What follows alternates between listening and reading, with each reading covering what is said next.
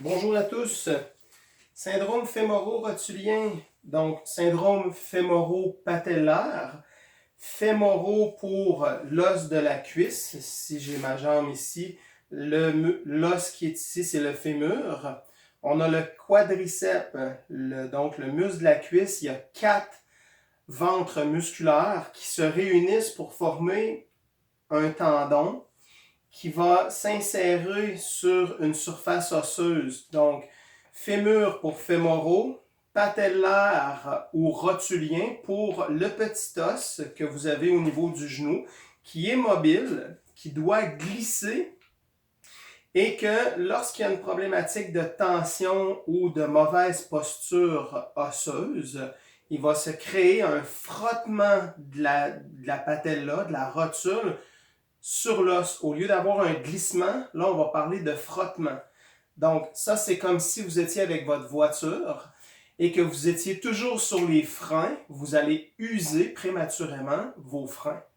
À partir du moment où est-ce que les freins vont arrêter de coller sur la surface métallique, donc à partir du moment où est-ce que la rotule ne sera pas en adhérence collée sur la structure osseuse qui est dessous, d'où la région du genou, il va avoir moins, en ayant moins de frottement, il va avoir moins de problématiques fémoro-patellaires. Donc, quadriceps qui est au-dessus, il vient faire un tendon qui réunisse les 4 ventres musculaires sur le dessus ici. Et il va y avoir une continuité du même tendon qui est toujours en lien en dessous pour aller s'insérer sur la partie du tibia qui est l'os sur le devant du genou.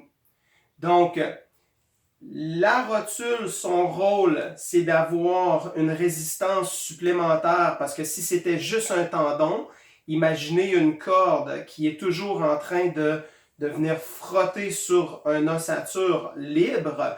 On va créer un frottement un peu comme quelqu'un qui fait de l'escalade. Si la corde en haut, au niveau de la montagne, frotte sur la roche, ben, le tendon risque de se déchirer et le muscle, en bout de ligne, il va avoir une déchirure partielle, complète, ou des légères fibres qui vont être sectionnées.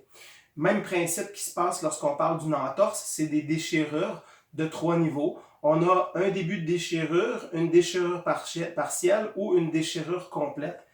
Là, ça demande de la chirurgie, ça demande, dépendant du niveau dans lequel on est rendu. Pour le problème de genou, ben, l'avantage mécanique, biomécanique qu'on a au niveau du corps humain, c'est que la rotule va venir renforcer le tendon par son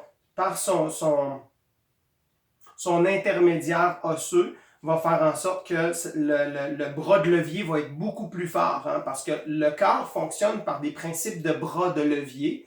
Un peu comme quand vous prenez votre voiture et que vous voulez soulever la voiture, vous allez prendre un objet ou une barre pour avoir plus de force. Ben, le corps fonctionne toujours avec des principes de force où est-ce que l'importance doit faire en sorte que la mécanique osseuse doit être bien alignée, bien positionnée.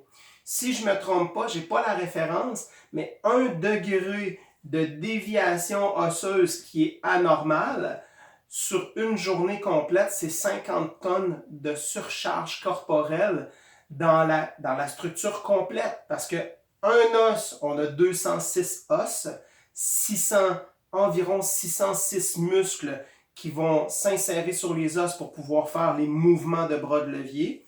Donc, le moindre décalage osseux qui peut être causé par une mauvaise posture, qui peut être causé par une problématique de travail qui est constant dans des mauvaises positions.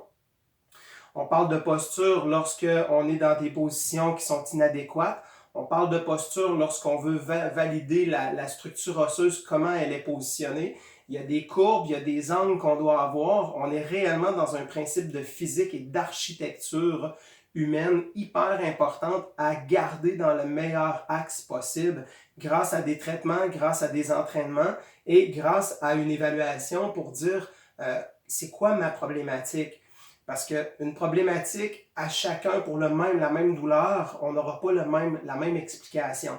et les traitements vont être similaires, sauf si un problème de dos est lié à des problèmes de posture au niveau du haut du corps. Ben, oui, on va traiter le bas du dos, mais le haut du corps doit être corrigé et doit être bien maîtrisé dans la compréhension de qu'est-ce qui doit se faire pour améliorer notre condition. Le syndrome fémoro-patellaire, qu'est-ce qui se passe? C'est que la majorité moi j'ai vu plusieurs cas de problématiques, surtout chez les femmes. Qu'est-ce qui se passe? C'est que les genoux sont arqués vers l'intérieur. Donc, le genou en étant arqué vers l'intérieur, si je prends mon os et que je tire dessus puis qu'il est tout le temps positionné arqué, c'est-à-dire le genou, si mon genou est toujours comme ça ici lorsque je marche, je vais créer un déséquilibre. Donc, ce déséquilibre-là est énorme parce que je crée une surcharge de tension sur une partie de l'os qui va être sur l'os intérieur, mais la rotule n'est pas maintenue seulement avec le tendon du quadriceps qui s'insère au-dessus et qui termine ici en dessous.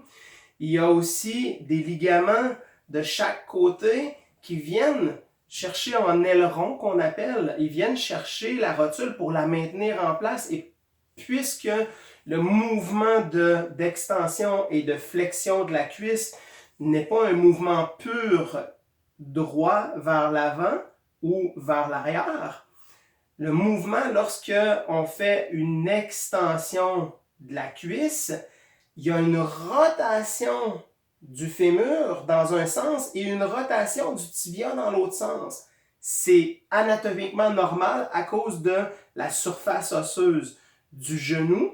Lorsqu'il y a un mouvement, il va toujours avoir une rotation dans un sens et une rotation dans l'autre pour pouvoir faire le mouvement adéquatement avec les surfaces. Si mes genoux sont mal positionnés, qu'est-ce qui va se passer? Il va y avoir un frottement prématuré, un frottement suite à un axe qui est dans une mauvaise position au point de vue de l'axe osseuse. Cet axe-là, qu'est-ce qui va se passer? Il va créer une compression. On a des ménisques, hein?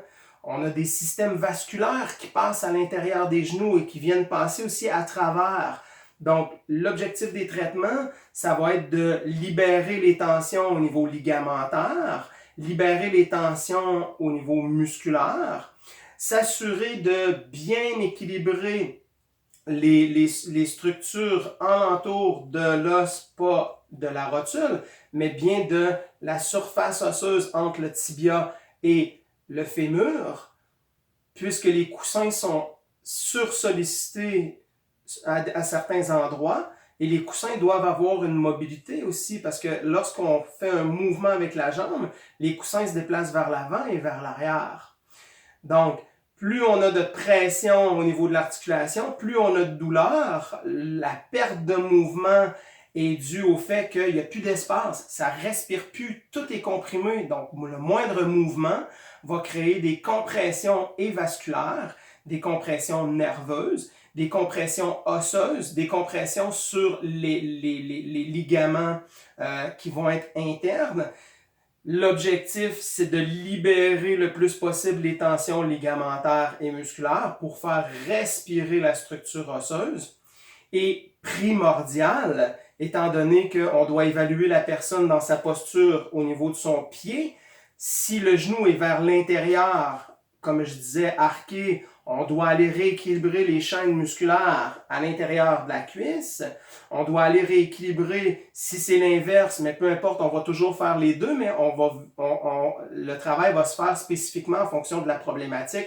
Est-ce que je suis plus à l'interne? Est-ce que je suis plus à l'externe? La chaîne musculaire va être plus en tension d'un côté ou de l'autre. C'est rare qu'ils ne seront pas en tension. Ils vont être en tension probablement égale des deux côtés parce qu'il y en a un qui tire, l'autre il veut rétablir. L'objectif va être dans un principe de physiothérapie, de réhabilitation. On va renforcer les muscles des mollets. On va étirer toute la musculature mollet derrière de cuisse. Devant de la cuisse, c'est pas très conseillé. Il y a déjà de la pression. Si je plie, je vais créer de la pression supplémentaire. Quand je vais avoir moins de pression, je vais pouvoir aller faire des étirements du devant de la cuisse, mais en crise, c'est pas conseillé selon moi. Ça, c'est mon avis à moi. On va vraiment aller étirer toute la chaîne musculaire en arrière ainsi que les fessiers qui viennent avec. Le devant, on peut étirer le tibial antérieur, les muscles au niveau du devant de la jambe dans des positions très simples. Les mollets vont être à renforcer. Le derrière de cuisse va être à renforcer. Les muscles adducteurs, qui sont les muscles à l'intérieur de la cuisse, vont être à étirer et à renforcer.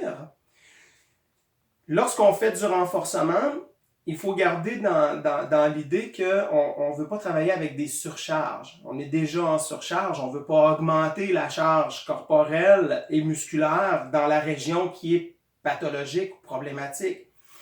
Donc, le fait de faire un renforcement, l'objectif, ça va être pour pouvoir étirer un muscle, il faut le contracter.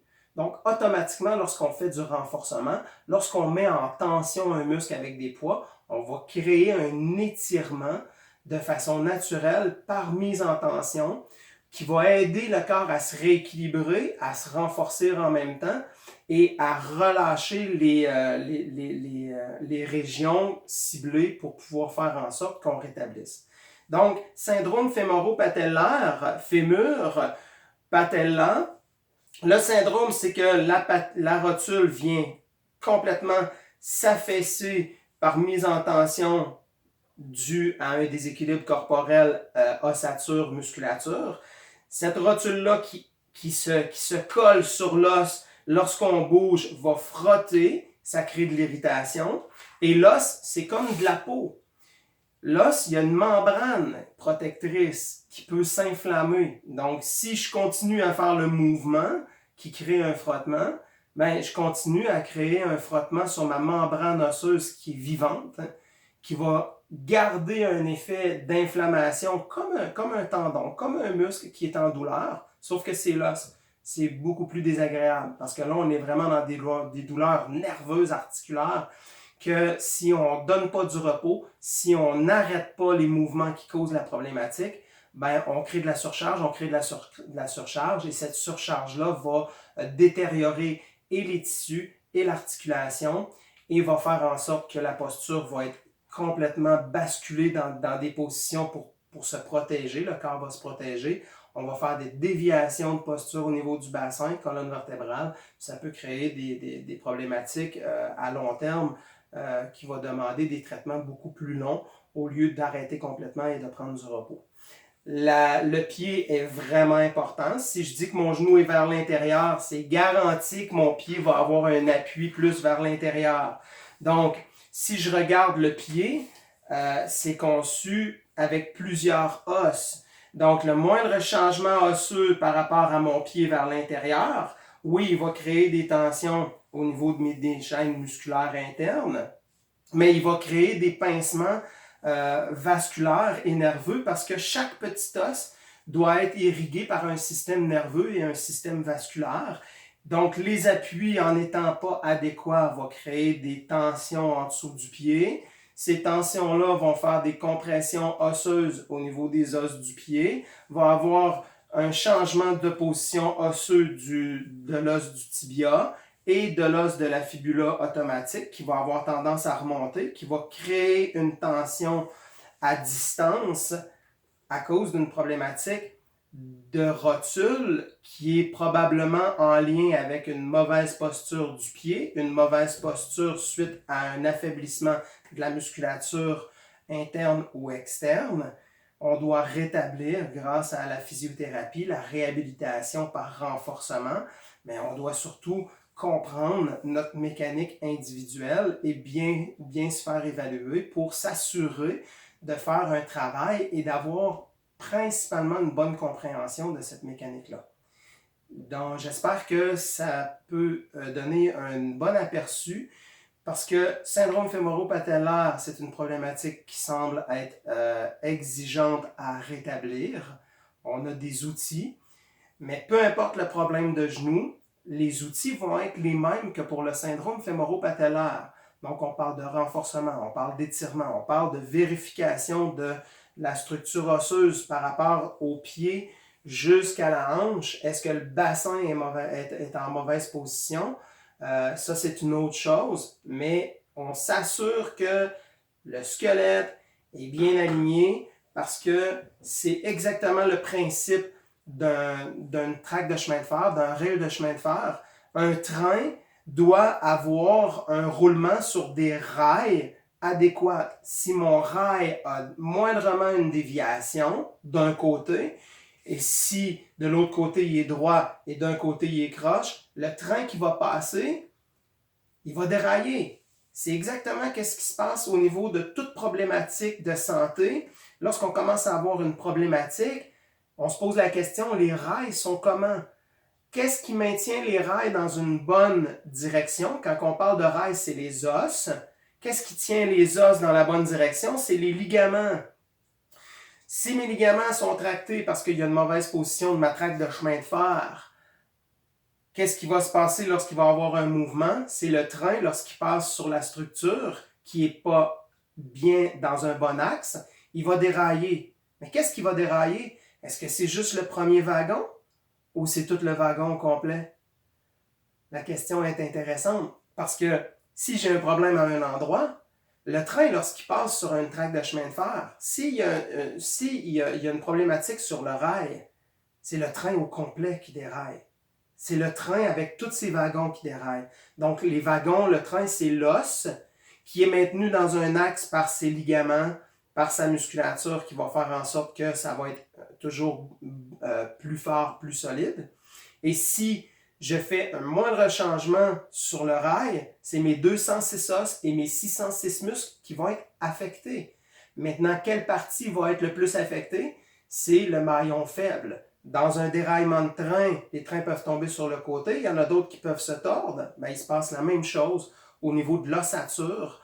Puis qu'est-ce qui passe le plus près de l'ossature? C'est notre système nerveux et notre système vasculaire. Bloque un système nerveux, c'est garanti que tu bloques un système vasculaire parce qu'une veine est toujours suivie d'un nerf. Un nerf est toujours accolé, suivi d'une veine ou d'un artère.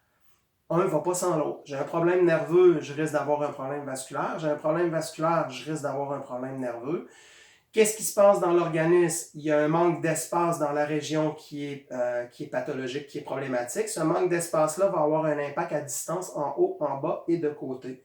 Qu'est-ce qu'on fait? On s'assure de rétablir tout au complet, à partir du bout des pieds jusqu'à la tête, pour faire en sorte que l'entre-deux, pour faire en sorte que le système reçoive l'information qui a été bloquée à l'endroit qui est problématique, pour que le système reçoive l'information partout et qu'il se régularise par lui-même. C'est l'objectif.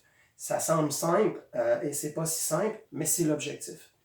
Donc, en espérant que cette vidéo a pu vous donner des bons conseils, la prochaine que je vais faire, syndrome fémoro-patellaire ou problème de genou, ça va être les exercices spécifiques qui vont être pratiques pour toutes les problématiques de genoux.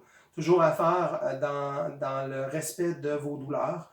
Lorsqu'il y a douleur, en faisant, peu importe l'exercice qu'on fait, lorsqu'il y a douleur, on doit arrêter immédiatement l'exercice qui nous crée de la douleur. C'est possible aussi que quand vous allez faire les exercices, lorsque vous allez arrêter l'exercice, vous allez peut-être avoir des douleurs 15-20 minutes après. D'où l'importance de ne pas faire une tonne d'exercices en même temps, les faire graduellement, 1 à 3 exercices. On s'assure qu'il n'y a pas de douleur. Parfait, on garde ces 3-là, on essaye d'autres pour s'assurer de ne pas mettre trop d'éléments et de surcharger le corps et de ne plus savoir qu'est-ce qui est bon et qu'est-ce qui n'est pas bon. Parce que tout est bon et tout est mauvais. Et ce qui est important aussi, c'est de toujours s'assurer lorsqu'on est en crise énorme et qu'on ne se peut plus aller chercher un diagnostic médical. Faites faire à la limite une radiographie, un examen plus complet pour avoir vraiment l'heure juste sur c'est quoi le problème, à quel endroit plus précis. Plus je vais faire des examens poussés, plus je vais avoir une explication logique et je vais pouvoir faire plus attention probablement parce que si les os sont rendus en frottement continuel, ben là, on ne va pas faire exprès pour faire des mouvements qui vont créer ces frottements-là. Et chaque fois qu'on fait un mouvement, il se crée un frottement. Donc, merci d'être là aujourd'hui et à bientôt.